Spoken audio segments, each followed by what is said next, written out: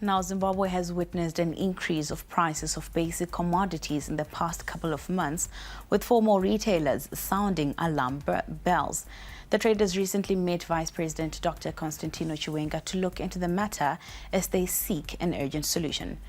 To get insights on key takeaways from the meeting, we are now joined live by the President of Confederation of Zimbabwe Retailers, Denford Mutashu. Denford, good evening. Now, in your meeting with the Vice President and the Minister of Industry and Commerce, what were the key points of discussion and what were some of the resolutions? So one of the key issues was that the manufacturers and its distribution partners, the retail and the wholesale sector, must find each other and ensure that goods must always be found on the market, especially if focused on basic commodities and fairly priced, affordable, and not beyond reach of the generality of the population, just like it almost had become currently.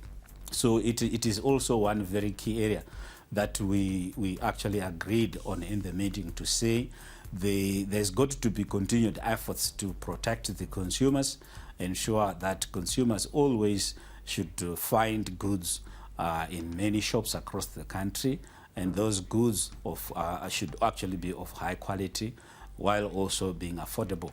There was also a key issue that was raised, which is an issue of smuggling and the prevalence of counterfeit goods that have found themselves chasing the US dollar on our market, especially through the informal sector, underweight commodities, various commodities, and some are fake, some are genuinely bad, but they will be underweight, and that is short-changing of consumers. So it then also took the meeting to the issue of the current enforcement that is currently going on the exchange rate.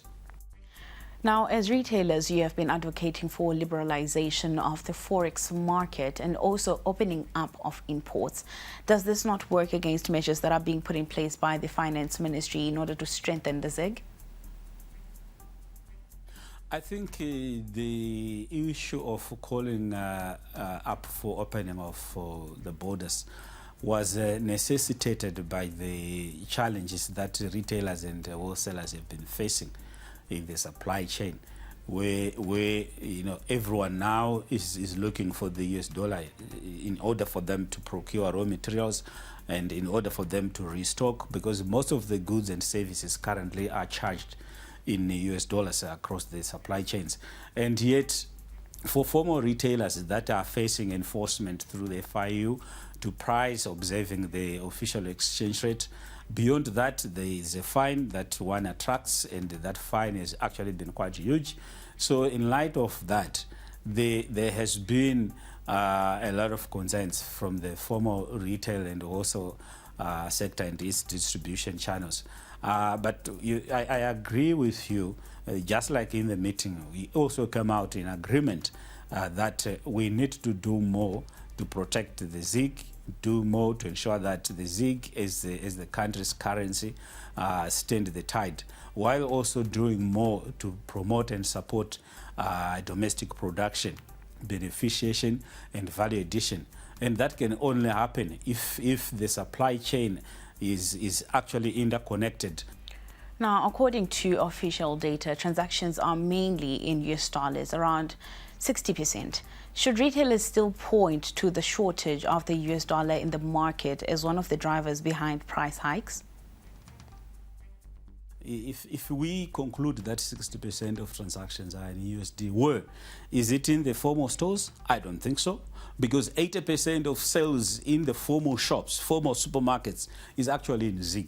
It's, the shops, the supermarkets, the wholesalers and retailers have remained a huge space where people can easily come and swipe, can easily pay in ZiG. And unfortunately, they can't pay in USD because prices in USD in most supermarkets are actually too high, much higher than prices that you find in the informal sector.